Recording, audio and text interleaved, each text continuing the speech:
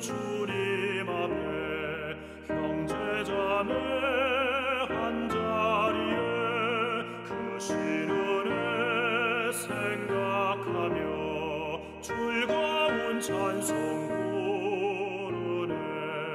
내 주 예수 본을 받아 모든 사람 내 몸같이 환난 근심 위로하고 진심으로 사랑하세. 사랑하는 주님 앞에 온갖 충성 다 바쳐서 괴로우나 즐거우나 주님만 힘써 섬기네. 우리 주님 거룩한 손 제자들의 버르시사 남 섬기는 종의 도를 몸소에게 보이셨네.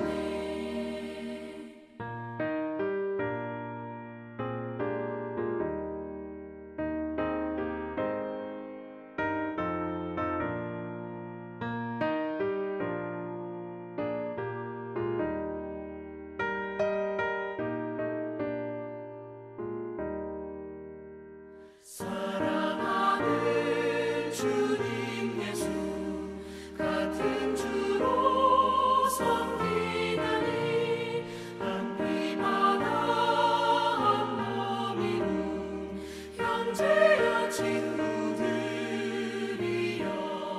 한 몸같이 친밀하고 마음으로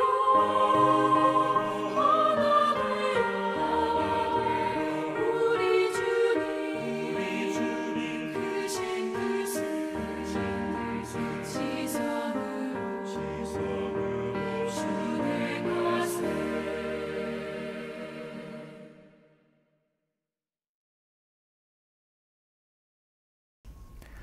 사도신경으로 신앙 고백드리겠습니다.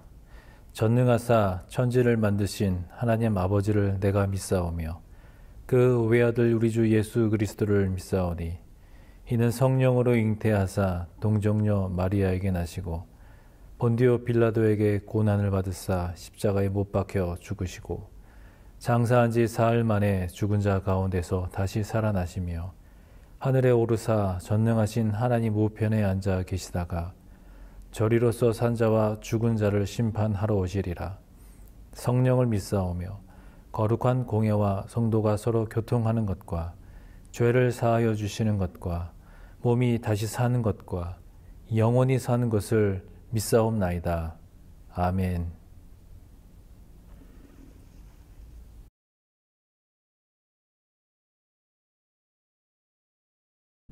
온 무리가 가만히 있어 바나바와 바울이 하나님께서 자기들로 말미암아 이방인 중에서 행하신 표적과 기사에 관하여 말하는 것을 듣더니 말을 마치매 야고보가 대답하여 형제들아, 내 말을 들으라.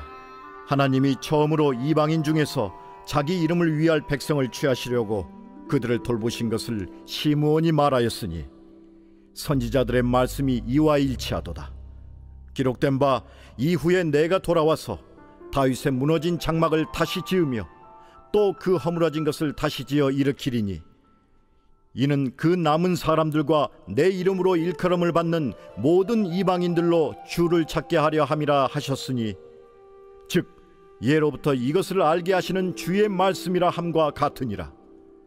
그러므로 내 의견에는 이방인 중에서 하나님께로 돌아오는 자들을 괴롭게 하지 말고 다만 우상의 더러운 것과 음행과 목매어 죽인 것과 피를 멀리하라고 편지하는 것이 옳으니 이는 예로부터 각 성에서 모세를 전하는 자가 있어 안식일마다 회당에서 그 글을 읽음이라. 이에 사도와 장로와 온 교회가 그 중에서 사람들을 택하여 바울과 바나바와 함께 안디옥으로 보내기를 결정하니 곧 형제 중에 인도자인 바사바라 하는 유다와 실라더라. 그 편에 편지를 붙여 사도와 장로된 형제들은 안디옥과 수리아와 길리기아에 있는 이방인 형제들에게 문안하노라.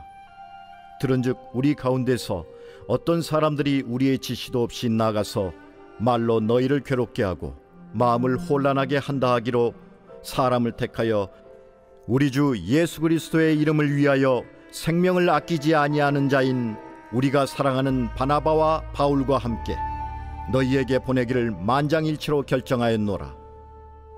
그리하여 유다와 실라를 보내니 그들도 이 일을 말로 전하리라. 성령과 우리는 이 요긴한 것들 외에는 아무 짐도 너희에게 지우지 아니하는 것이 옳은 줄 알았노니 우상의 제물과 피와 목매어 죽인 것과 음행을 멀리할지니라. 이에 스스로 삼가면 잘 되리라. 평안함을 원하노라. 그들이 작별하고 안디옥에 내려가 무리를 모은 후에 편지를 전하니 읽고 그 위로한 말을 기뻐하더라. 유다와 실라도 선지자라. 여러 말로 형제를 권면하여 굳게 하고 얼마 있다가 평안히 가라는 전송을 형제들에게 받고 자기를 보내던 사람들에게로 돌아가되 바울과 바나바는 안디옥에서 유하며 수다한 다른 사람들과 함께 주의 말씀을 가르치며 전파하니라.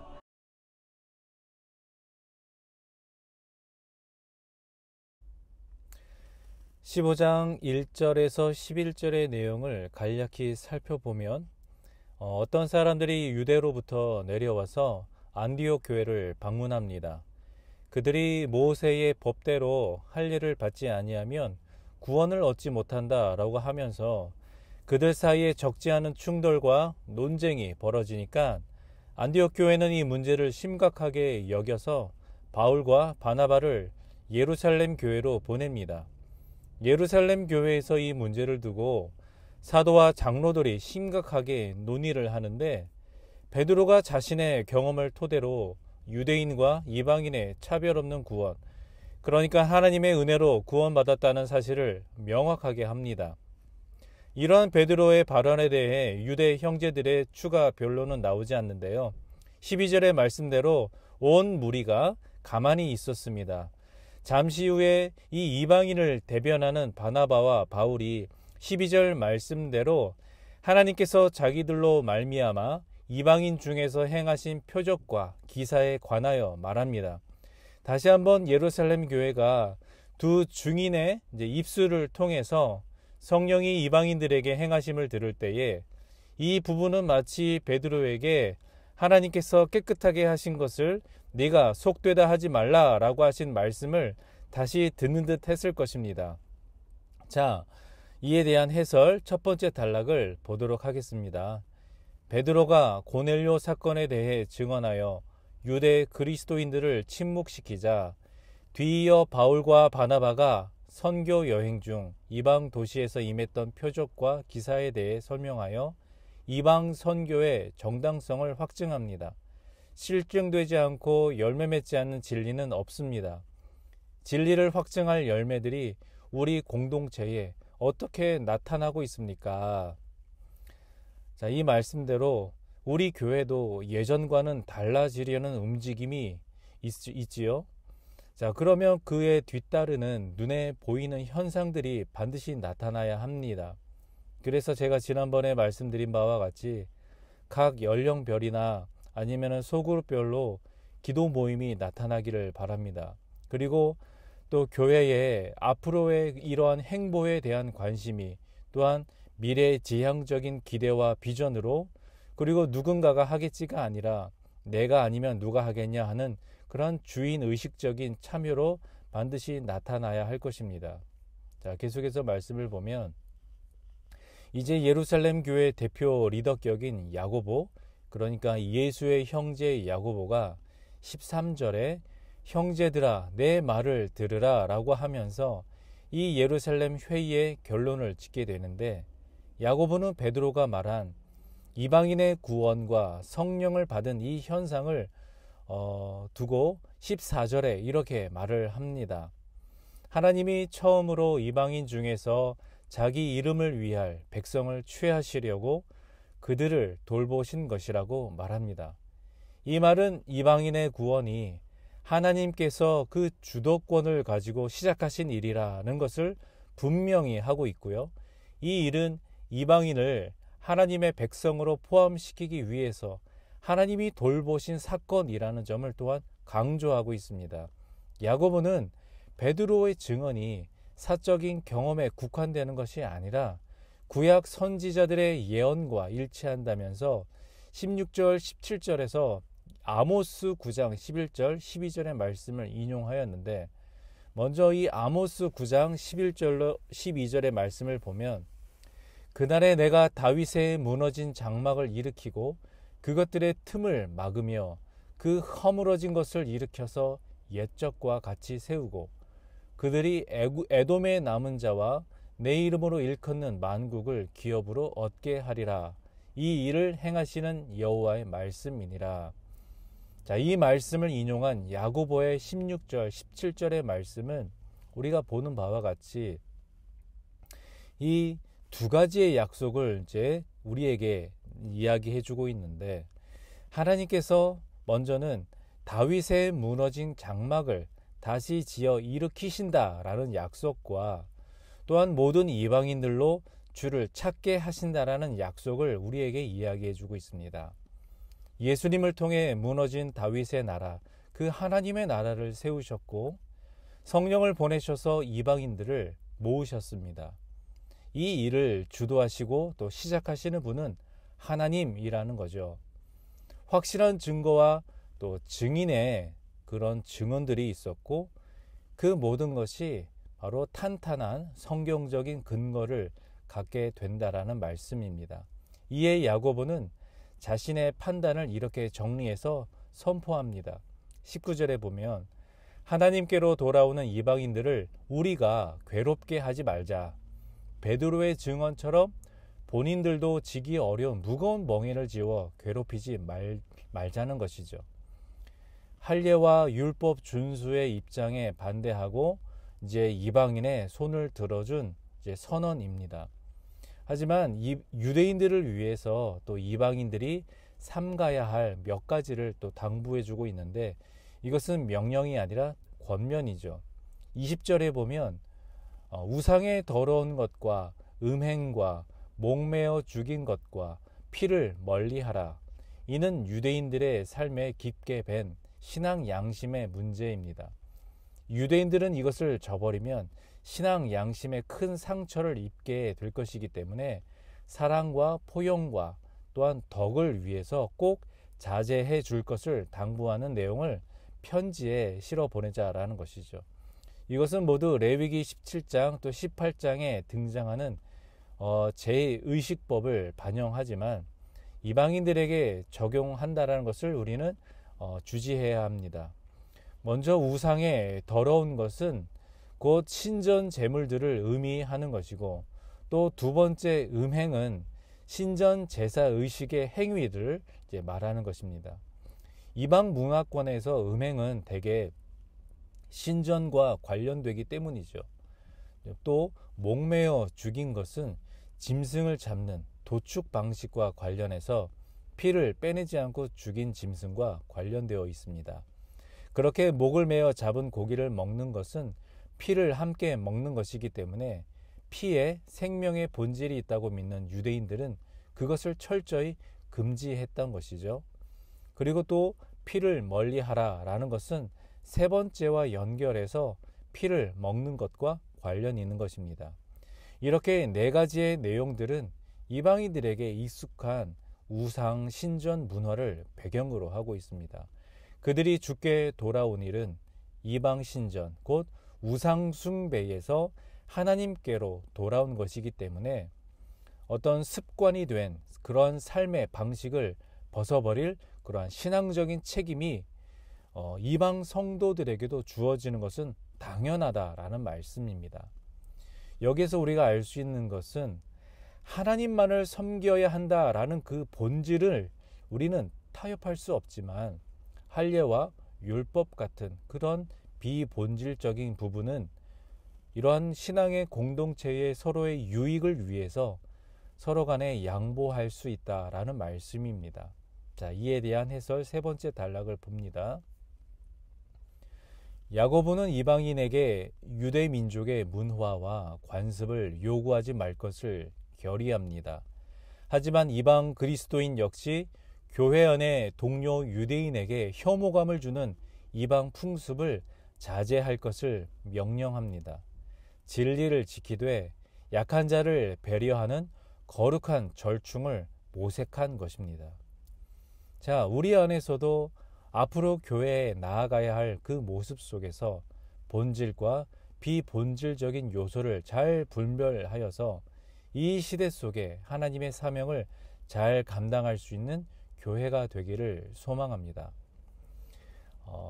야고보를 대표로 하는 이 예루살렘 교회의 결정을 이제는 이방 교회, 이제 안디옥 교회에 보내게 되는데, 바울과 바나바만 보내지 않고 교회 형제 중에 인도자인 바사바라 하는 유다 그리고 실라를 보내게 됩니다.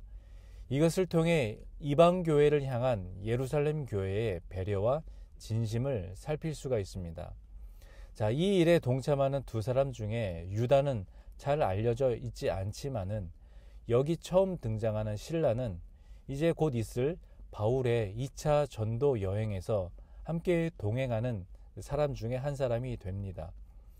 자, 23절에 이 두 사람을 통해 전달되어질 편지의 이런 발신자는 예루살렘 교회의 사도들과 장로들이고, 수신자는 안디옥과 수리아 또 길리기아에 있는 이방 형제들, 그러니까 바울과 바나바가 1차 전도 여행 때 세운 공동체들이지요. 편지에는 우선 유대에서 온 어떤 형제들의 주장으로 심각한 고민에 빠졌을 이방 형제들의 마음을 헤아리는 그러한 이야기가 등장합니다. 야고보는 24절에 그들은 우리의 지시도 없이 그곳에 방문한 사람들이라는 점을 명시하면서 그들은 예루살렘 교회를 대변하는 자들이 아니라는 것을 분명히 하고, 또 그들의 말에 상관하지 말라라고 안심시키면서 바나바와 바울 편에 공식 대표를 이제 보내고 있음을 알려주고 있습니다. 25절에 이제 편지를 보내는 우리, 자, 예수를 위해서 생명도 아끼지 않는 자들이라고 하면서 이러한 편지의 결정에 어떠한 추호도 분열과 이견이 없었다라는 점을 강조하면서 편지를 보낸다라고 말하고 있습니다. 편지의 본론은 28절에서